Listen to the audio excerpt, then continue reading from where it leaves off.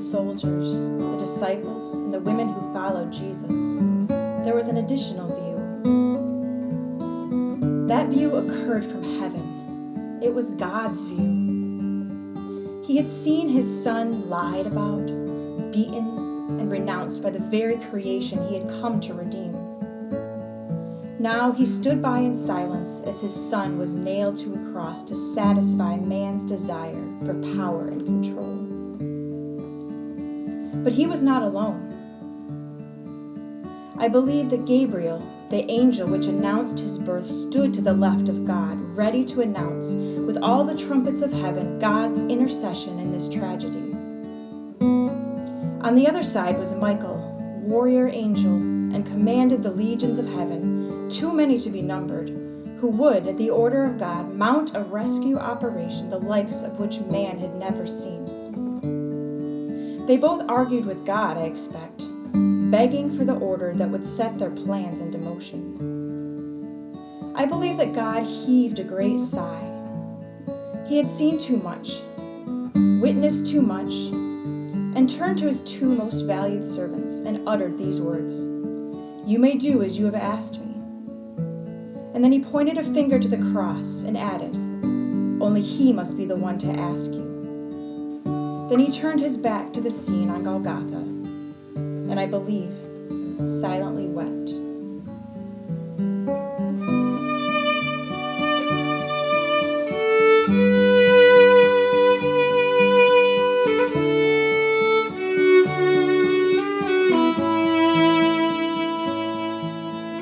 God wept even as he heard his only son state, my God, why have you forsaken me?" He kept it, turned as his son stated later, "It is finished, and into your hands I commend my spirit." Then God acted. It was the most obvious act of a king to whom the greatest debt was repaid. He erased the debt of man. He did so by splitting the curtain that had always remained in the temple, as the holy divide between people and his glory into it. It showed that the debt was now paid, and God once again could dwell with his creation.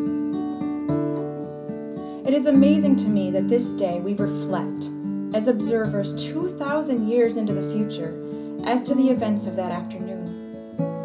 We focus on the agony of the cross, the final words and actions of a Savior, even the tearing of the curtain of the Holy of Holies.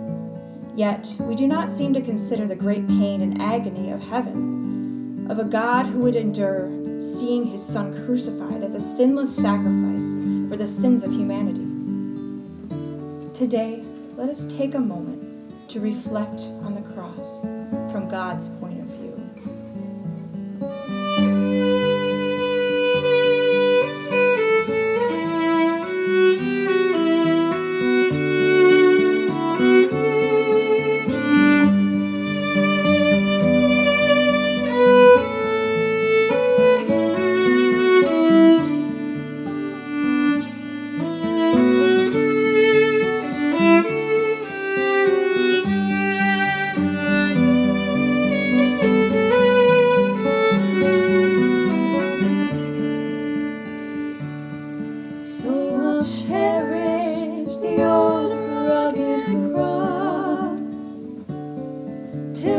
Trophies at last I lay down, I will cling